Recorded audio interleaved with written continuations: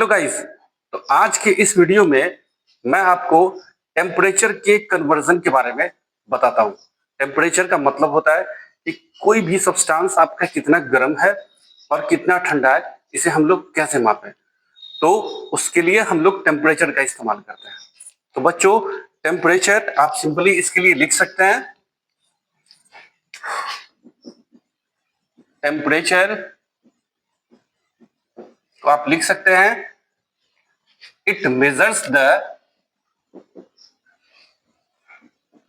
it measures the hotness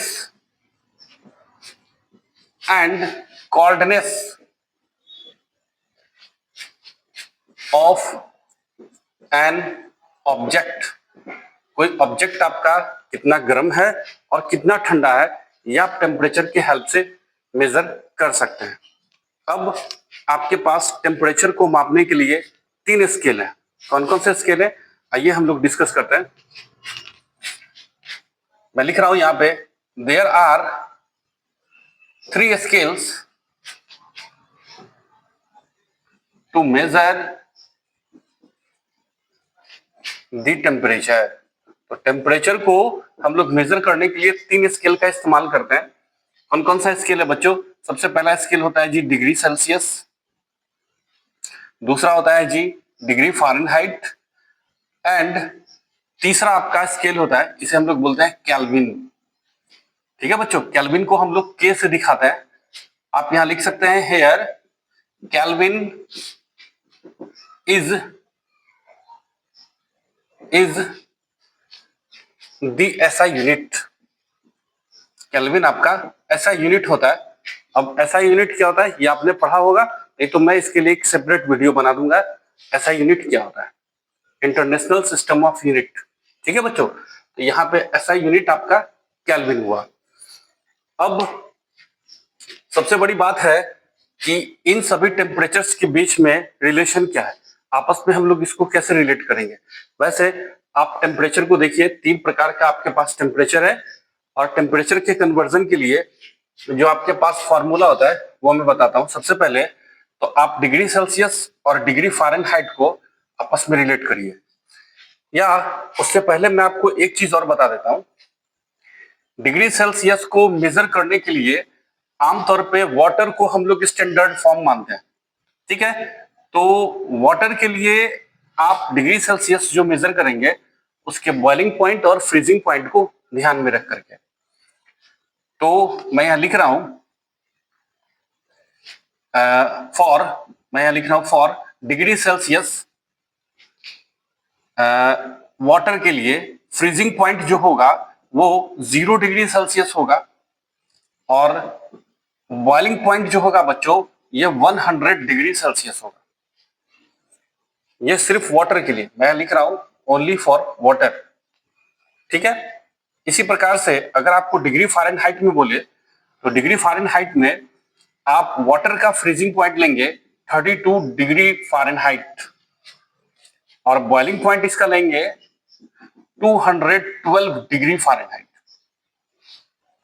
और kelvin में आपको इसे चेंज करना पड़ेगा। केल्विन के लिए मैं लिख देता हूं, वाटर का जो फ्रीजिंग पॉइंट होगा ये होगा आपका फ्रीजिंग पॉइंट ये होगा 273.15 केल्विन, और इसके लिए बॉइलिंग पॉइंट जो आपका होगा ये होगा आपका 373.15 केल्विन। ठीक है बच्चों, तो ये आपका सिर्फ वाटर के लिए तीनों स्केल में मैंने आपको फ्रीजिंग पॉइंट और बॉइलिंग पॉइंट आपको बता दिया। अब आप क्या करेंगे, ये तीनों स्केल को आपस में रिलेट करेंगे। इसके लिए बच्चों एक फॉर्मूला होता है, आइए मैं आपको फॉर्मूला बताता हूं। सबसे पहले आप डिग्री सेल्सियस और डिग्री फ़ारेनहाइट के बीच का रिलेशन देखिए। तो डिग्री फ़ारेनहाइट मैं यहां लिख रहा हूं, degree Fahrenheit is equal to 9/5 degree Celsius plus 32। ये आपका फॉर्मूला बनता है। इसी प्रकार से केल्विन और डिग्री केल्विन और डिग्री सेल्सियस के बीच का जो रिलेशन बनेगा वो होगा kelvin is equal two degree Celsius plus 273.15। ठीक है बच्चों, अब आप इस दो फॉर्मूले को याद रखिए और किसी भी टेम्परेचर को आप कन्वर्ट कर सकते हैं। ठीक है, किसी में भी आप डिग्री फ़ारेनहाइट को डिग्री सेल्सियस में आप चेंज कर सकते हैं, फिर केल्विन को डिग्री सेल्सियस में भी आप चेंज कर सकते हैं। ठीक है बच्चों, ये तो हो गया आपके पास फॉर्मूला। अब एक बात जो बहुत ही इंपॉर्टेंट है वो मैं आपको बता देना चाहता हूं। यहाँ पे आप लिख भी सकते हैं इसको, कहीं इसके नीचे कहीं साइड में आप लिख लीजिएगा। मैं लिख रहा हूं, it may be noted that, it may be noted that the temperature below 0 degree, 0 degree से अगर नीचे आएगा तो मतलब निगेटिव वैल्यू हो गया, है ना। बिलो 0 डिग्री मतलब यहां मैं लिख रहा हूं मतलब negative value is possible in Celsius scale. Celsius scale में तो बच्चों ये पॉसिबल है negative value, but in Kelvin scale में negative value is not possible. ये बहुत इंपॉर्टेंट है, इसको थोड़ा आप ध्यान में रखेंगे। निगेटिव वैल्यू का मतलब हुआ माइनस में, है ना। तो डिग्री सेल्सियस में माइनस वैल्यू हो सकता है, बट केल्विन स्केल में माइनस वैल्यू आपका नहीं हो सकता। कैसे, एग्जांपल से मैं बताता हूँ। अभी सबसे ज्यादा तो आपका ठंड पड़ता है कहाँ पे, अंटार्कटिका में। तो अंटार्कटिका में टेम्परेचर -89 तक चला जाता है बच्चों, -89 डिग्री सेल्सियस। आप समझ सकते हैं -89 डिग्री सेल्सियस कितना कम हुआ। जब कड़ाके की ठंड पड़ती है तब 6 डिग्री या 7 डिग्री के आसपास टेम्परेचर इधर का रहता है। अगर 6-7 से और नीचे आप आइए तो नीचे आते आते आते आप देखिए कि 0 डिग्री पे आ गया। तो जब आप 0 डिग्री पे आते हैं तो इसका मतलब हुआ पानी आपका आइस बन चुका है ना। देखिए 0 डिग्री पे आपका वाटर का फ्रीजिंग पॉइंट होता है, तो आपके आसपास जितने भी वाटर के सोर्सेस होंगे वो सारे आपके फ्रीज हो जाएंगे। अब आप 0 से और नीचे आइए, -1, -2, -3 ऐसे कर करके -89। आप अंदाजा लगा सकते हैं कि इतना कम टेम्परेचर -89 डिग्री सेल्सियस में सरवाइव कर पाना तो मुश्किल हो जाता है। बिल्कुल भी कोई आदमी सरवाइव नहीं कर पाएगा। तो देखिए ये माइनस में वैल्यू है, लेकिन इसी को अगर केल्विन में आपको लिखना हो तो केल्विन में कभी भी निगेटिव वैल्यू नहीं हो सकता है। क्यों नहीं हो सकता है मैं बताता हूं आपको। वो इसलिए क्योंकि एक वैज्ञानिक हुए लॉर्ड केल्विन, उन्होंने ये बताया कि अगर केल्विन का वैल्यू 0 हो जाए, if Kelvin becomes 0 then volume becomes 0। अगर केल्विन का वैल्यू 0 हो जाएगा तो इसका मतलब वो प्रत्येक वस्तु जिसमें कुछ ना कुछ आयतन है, कुछ ना कुछ वॉल्यूम है, वो सभी आपका 0 हो जाएगा। ठीक है बच्चों, तब तो कुछ बचेगा ही नहीं, है ना। समझ सकते हैं आप। तो इस प्रकार से केल्विन का वैल्यू 0 के बाद कुछ बचेगा ही नहीं, वॉल्यूम 0 हो जाएगा, तो फिर निगेटिव में जाने का कोई मतलब ही नहीं। ठीक है, तो निगेटिव वैल्यू सिर्फ आपका डिग्री सेल्सियस में हो सकता है, लेकिन केल्विन स्केल में ये बच्चों पॉसिबल नहीं है। ठीक है, तो ये आपका टेम्परेचर हो गया और टेम्परेचर का आपने ये कन्वर्जन भी आपने देख लिया। अब मौका है कि मैं इस टॉपिक से एक बड़ा अच्छा सा आपको क्वेश्चन करवा दूं ताकि आपका टॉपिक अच्छे से क्लियर हो जाए। तो हेलो गाइस, क्वेश्चन मैंने लिख दिया है। क्वेश्चन है आपका बॉडी टेम्परेचर को लेकर के।